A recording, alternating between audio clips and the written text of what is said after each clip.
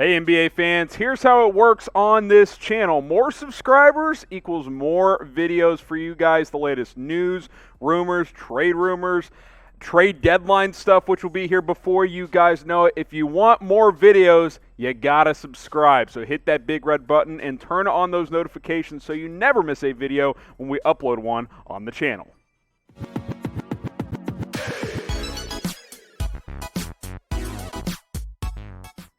Let's get into the latest around the Golden State Warriors. How about a Draymond Green to Portland trade idea? Apparently, Damian Lillard, behind the scenes, has been pushing for this for a couple of years now. Sam Amick has this note of The Athletic saying he's been campaigning for Draymond to Portland for years. And hey, who knows, right? If Golden State struggles heading into the trade deadline and they're like, oh man, we're a long way away, Draymond's got $100 million left on his contract, maybe we could just trade him and try to retool this roster. That would certainly be interesting. This is way premature. We have not reached that stage. Golden State's 4-4. They're playing some okay basketball, but this is something to monitor, and it's something interesting, not just with Draymond, but with some of their other guys on the roster as well, including guys like Andrew Wiggins. Now, Green has been bad offensively. Let's just not sugarcoat it. Sure, he's still distributing well. Can't shoot a lick, 18%. Obviously, we're only a handful of games into the season, and those numbers will improve. But the last couple of years, his offensive game has severely wavered. Still a really good defensive player, still a vocal guy, still a leader. But is this a guy that's worth $25 million per year? Because that's basically what he's getting over the next 4 years. He's got about 4 years and $100 million on this contract. Obviously, that last year there in 23-24, he's got a player option. But based on the way he's trended the last year and a half or so, he's probably going to be opting into that deal regardless of what team he's playing for, because he's just not quite what he was when he was at his peak, when Golden State was winning titles left and right. Again, this is early. I'm not saying the Warriors should look to trade him, but if they're struggling going into the deadline, trying to retool this roster may not be the worst idea. Now, would you trade Draymond Green? Type T for trade him, type K for keep him. For now, I'm keeping him. Typing my K. I'm not there yet, and plus, right now, what is his trade value? I don't think you're going to get that much for him. So, as of this point, I think Golden State needs to keep playing, keep focusing on this season, and try to make the playoffs, because at 4-4, it's very early. They're certainly in the mix.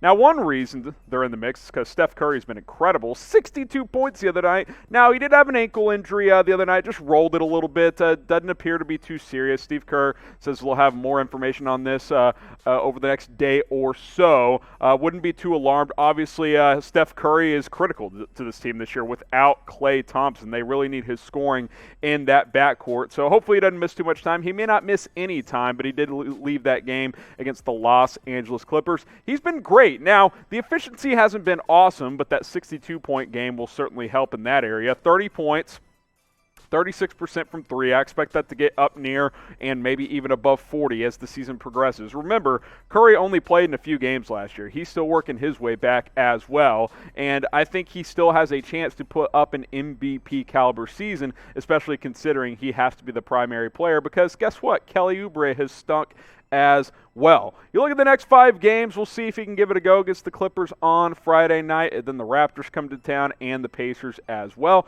Then the Warriors hit the road at the Nuggets, at the Suns. The Western Conference is a beast. You don't want to rush Curry back if that ankle isn't 100%, but at the same time, you need your best guys out there, because every night is a bloodbath in the Western Conference. Plus, Toronto and Indiana, solid teams in the East as well. Now, should Steph Curry be in the MVP debate? Type Y for yes, type N for no. What do you guys think? I think right now he's like a Tier 2 MVP candidate. Look, you dropped 62. That's going to help your cause, but it's very, very early. Type Y for yes, type N for no. Should Stephen Curry be an MVP candidate? Now, on today's show, we've got face masks available for you guys on sale at chatsports.com/NBA masks. We got these Warriors solo ones, and for all 30 NBA teams, solo packs all the way up to 4 packs. We got this Mavs 3-pack as well, Lakers ones, Knicks ones. All of them are available at chatsports.com/NBA mask. I love the look of this Celtics 3-pack face covering. Here's the deal. If you want to get back into an NBA arena, probably going to have to wear one of these. chatsports.com/NBA mask. Check the comments, check the description, click on that link, and get yourself a face covering of your favorite team today.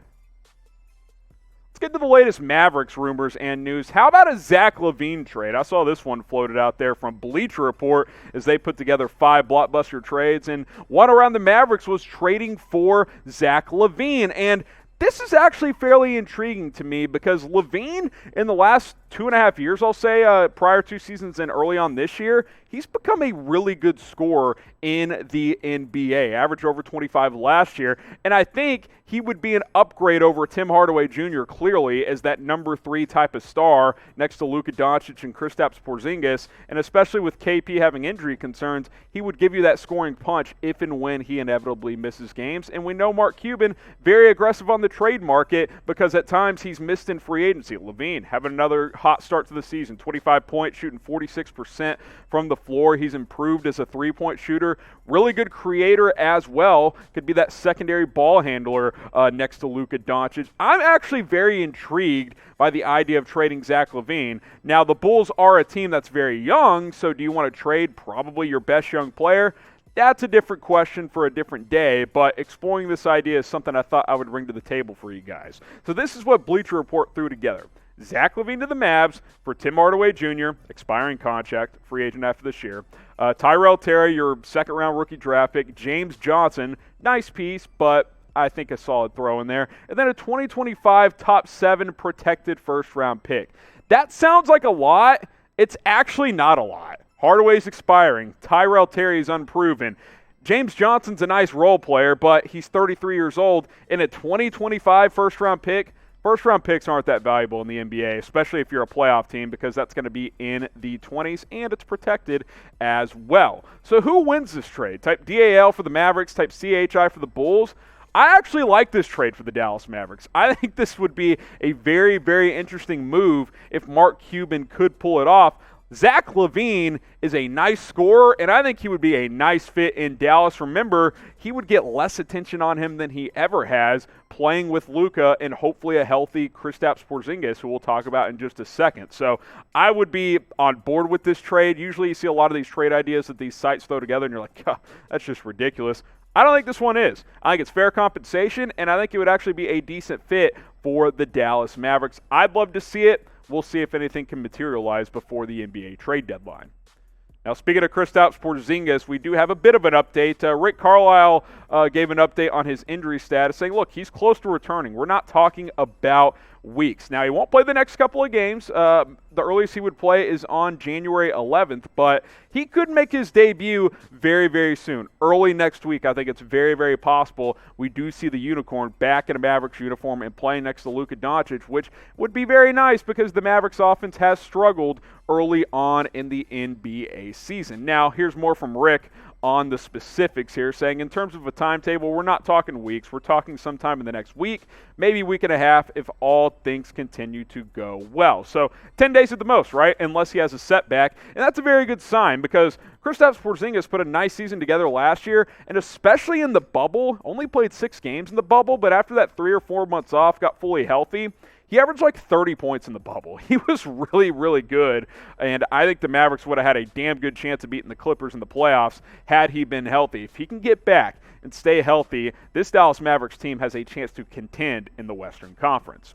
So again, he's not going to play in the next 2 games, so he won't play against Denver, he won't play against Orlando unless something changes and he's ready to go or whatever.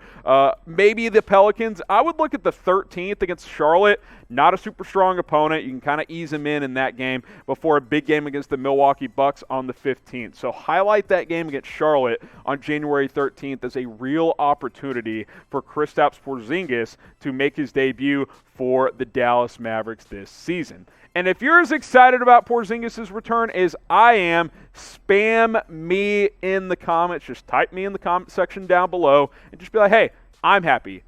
Let me know in the comments. I can't wait to see KP play again. He was just rounding into superstardom when he got injured at the end of last season. little bit more NBA news here. Looks like the Knicks are going to sign Taj Gibson. This could be official any moment now, really. Shams reported this, that they are planning to bring him back. He, of course, was with the Knicks last year. New York will release Amari Spellman to clear that roster spot for Gibson. And Gibson, we know what he's all about. Tough, grizzled vet, right? 33, 34 years old. He'll rebound. He'll score around the basket. He'll do some of the dirty work. Did some good things last year, right? Isn't a guy that's going to give you 30 minutes a game, but in 15, 20 minutes, 6 points, almost 60% from the floor. He knows exactly what his role is. He plays defense. He's a good leader, locker room type of guy as well. And hey, how about the Knicks? 5-3. Tom Thibodeau has this team playing hard. Not saying they're going to the playoffs, but I think you bring in a guy like Taj Gibson, a guy who's played in a lot of big playoff games. A thing like that can only help these young guys like an R.J. Barrett and some of these other pieces. So looks like Taj Gibson back in New York for another season. Could be official anytime now.